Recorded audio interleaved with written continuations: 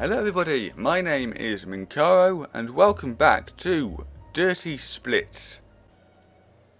Now I'm going to go to the police precincts and try and give them this piece of paper. Is that on Sam? What do we know? Stop it! No, that doesn't work like that. Okay, do I give it to the Captain Chappie? Hello, Captain Chappie. How is that supposed to work? Well, you meant to show it to him. Fine. Let's try going to the Vanderbilt estate. So I am. Okay, apparently we can look at the sky. The sky is so blue and the air is so clear. Up here in the Hollywood Hills, you hardly notice the smog that covers the rest of the city. Oh, we can look at the estate itself. Oh, we have done that. So, this is the Vanderbilt I think we estate. have. The family. Yes. Oh, yeah, we're meant to ring the doorbell, aren't we? Ah, Mr. Baxter. Mrs. Vanderbilt is in the garden. I'll take you to her. Okay. Now, can we... Oh, I wonder if she's going to know anything about this. Hokum. Damn it. What about the photo of him? No, that doesn't work like that. Fine. What about this one? How is that supposed to work? Okay, that's not it. This No, one. that doesn't work like that. Okay, let's just try talking to him. Good afternoon, Miss Vanderbilt. Hello, Mr. Baxter. Nope. Thank you very much for your time. I don't want to disturb you any longer. Hi, goodbye. Yeah, okay, that's basically what we've had before. And her. Good afternoon, Miss. Good afternoon. I'm going to have to You try sound this like one. you're convinced of your son's innocence. 1,000%. That's It is not mathematically possible. incomprehensible to me how anyone could ever accuse my Walter of murder. He is a highly respected member of the community and has never done anything wrong. This is all an outrageous effrontery. Ah, okay. Has Walter exhibited any strange behavior lately? No, Walter's behavior was downright normal, nothing extraordinary. He even made the best out of the given circumstances. What circumstances? Well, a week ago, Bedford dissolved the engagement with my daughter. And this after the both of them had planned the wedding for half a year. The shame of it. What was his reason for canceling the wedding? Well, he never gave a reason. As if there could be any reason for such a disgrace. My poor Denise was devastated and heartbroken. And now this. Okay. What was Walter's reaction to the wedding cancellation? Well, he was furious, of course. What an outrage.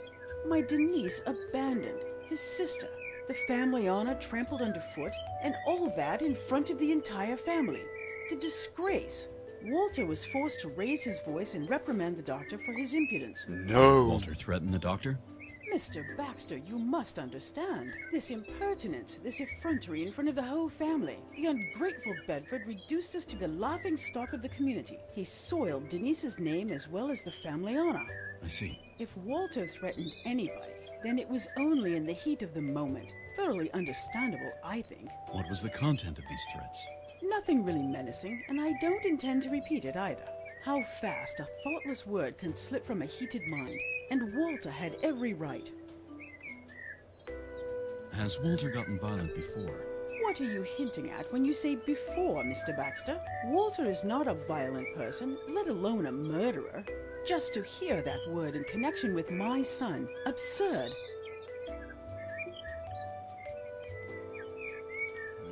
How well did Walter and Dr. Bedford know each other? Well, they hardly knew each other at all. I always had the impression that Bedford stayed away from the rest of our family on purpose.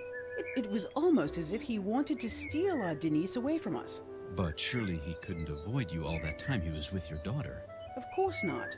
But I always had the feeling that Bedford avoided the public eye, just as if that man had something to hide.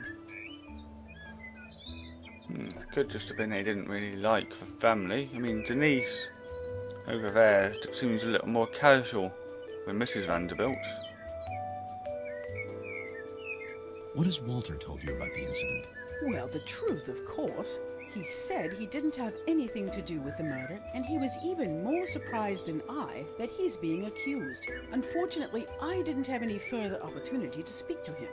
The police refused to let me talk to him. Unbelievable. But she's part of the family. Where was Walter at the time of the murder?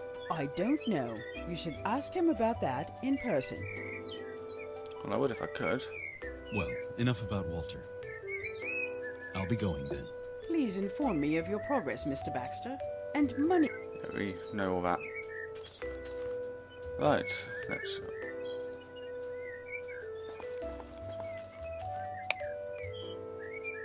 Okay.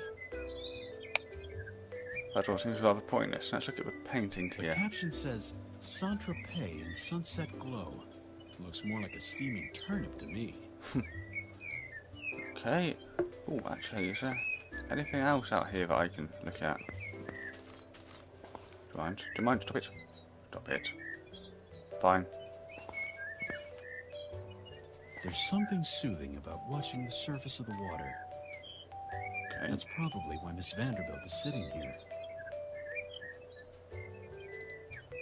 You have a wonderful view of downtown Los Angeles from up here. Okay, I think we're going to have to go back to the police precinct. See what we can do there.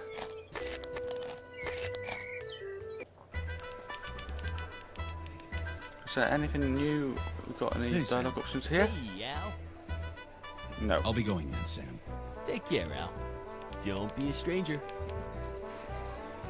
I can go in there and talk to him. Hello, Captain. Baxter, what brings me the displeasure? I need an authorization to enter the holding cells. And I need some aspirin for the headache your continued harassment causes me. Are you related to the accused? No. Then you'll need an authorization from a relative to Ah, visit I the see. accused. Here, have this stuff. And now get out! Gotta go, sir. Then get out of my office!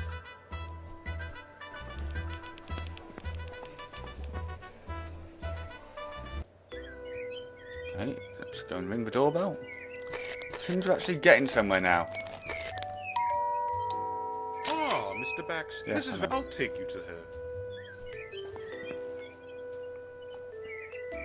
Okay, we can't talk to the dog apparently.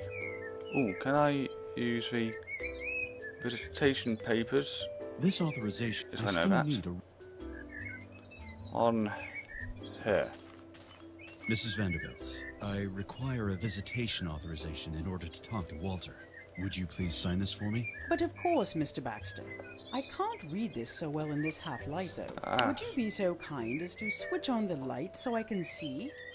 That explains why the option was there. Let's go and we'll put that back in the thing. Where's the light switch? Light switch. Oh, there you are. And now we can do that. Mrs. Vanderbilt, I require a visitation authorization in order to talk to Walter. Would you please sign this for me? Of course. Thank you very much. Ah, now we can go and talk to him.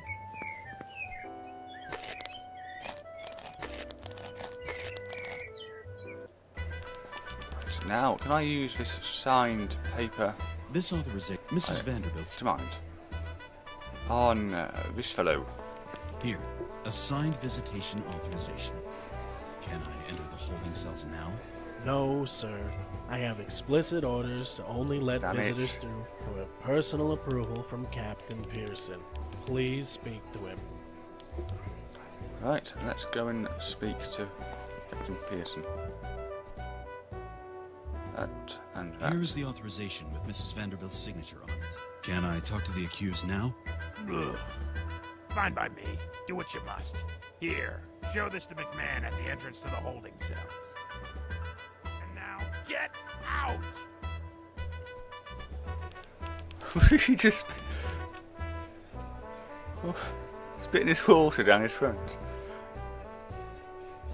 let's go and do that. Here you go.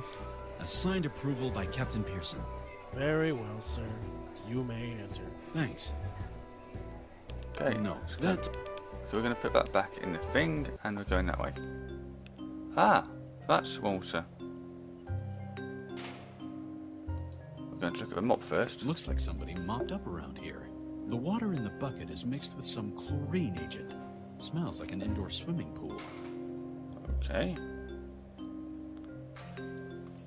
Let's look at Walter first. Walter Vanderbilt. Instantly recognizable. And we'll talk Hello, to him. Mr. Vanderbilt. Did Roy send you? Who is Roy? Roy Lieberman, my lawyer. And who are you? My name is Baxter. I'm a private investigator. Your mother hired me to help you. I'd like to ask you a few questions. And I'd love to answer your questions if I didn't have such a horrid migraine. Would you like some aspirin? Should I call for a doctor? No, it's this awful smell of chlorine in the air. Okay. What should he not gonna? Hello, Mr. Vanderbilt. Please, miss, my head is about to... Would you... That awful... Okay, so chlorine he doesn't like. Can I take this away? I'll put the bucket out in the hallway.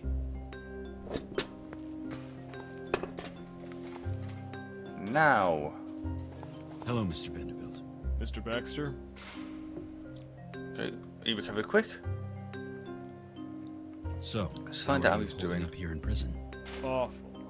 The accommodations are far below what I'd call sanitary. The food hardly deserves to be called food. I couldn't even give it to the rats with a clear conscience. Not to mention the company around here. The holding cell is no country club, sure. On the other hand, there's no obligation to wear a tie here. Very amusing, Mr. Baxter. What can you tell me about the murder of Dr. Bedford?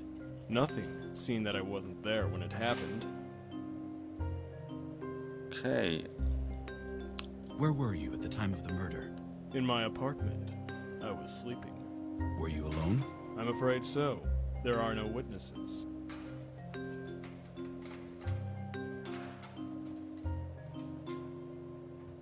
Okay, let's find out about. Were you Yes, in that. Bedford's practice the night of the crime? No. Then why were your fingerprints all over the crime scene? Well, I was in his practice, but not the night he was murdered. When were you there? The night before. One day before the murder. What were you doing there? I wanted Bedford to talk, of course. On Sunday, he dissolved the engagement and simply abandoned my sister. No reason, no justification. He humiliated us in front of all our friends. I wanted to hear from his mouth how he dared do such a thing. What did he say? Nothing. He couldn't give any reason at all. Nothing but excuses and pure dribble. It would be better for Denise. Surely I'd understand. All that jazz. That arrogant swine. How could it be better for Denise to be let down so heartlessly? What did you do then? I left. Just like that? Well, no. Maybe I threatened him again. I remember that I grabbed him by the scruff of the neck and shook him. I don't know anymore. I was frantic. But I did not kill him. Any guess as to what might explain the doctor's behavior? Maybe. Yes. Listen, I don't want Denise to hear about this. Ooh. She's been through enough already. So I'm asking you to keep this quiet. So what's your theory? Another woman. When I came into the practice to talk to Bedford, his assistant had already left.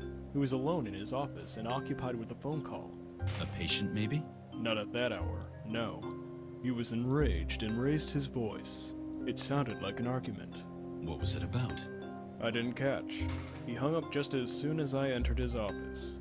His last words on the phone were that he didn't want to see the other person ever again, and that they should stay out of his life for good. Do you know who the other person was? No.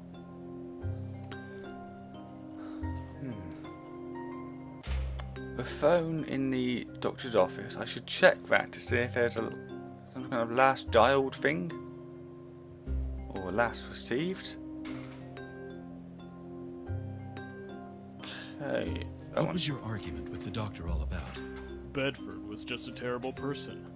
He deceived us all into giving him our trust, and then abused it in such a shameful way. I presume you're talking about the severed engagement with Denise. Exactly. How he used her. How he ridiculed us all. And that in front of the whole family. In front of the other country club members. After all I did for him by arranging his membership. Denise was inconsolable. She was in shock. Helpless. Crushed. That man... that impertinent, arrogant, scalpel-wielding brute. It's all his fault. Did you threaten him? I cursed him. I wanted to make him feel the shame and despair he caused Denise and the rest of us. But I did not kill him. Well, enough about the murder. On to something else. Yes? I have to go. Yeah. Goodbye, Mr. Baxter. Okay. I'm going to end this episode here, and in the next episode I'm going to go back to the crime scene to try and check the phone. So thank you for watching, take care, goodbye.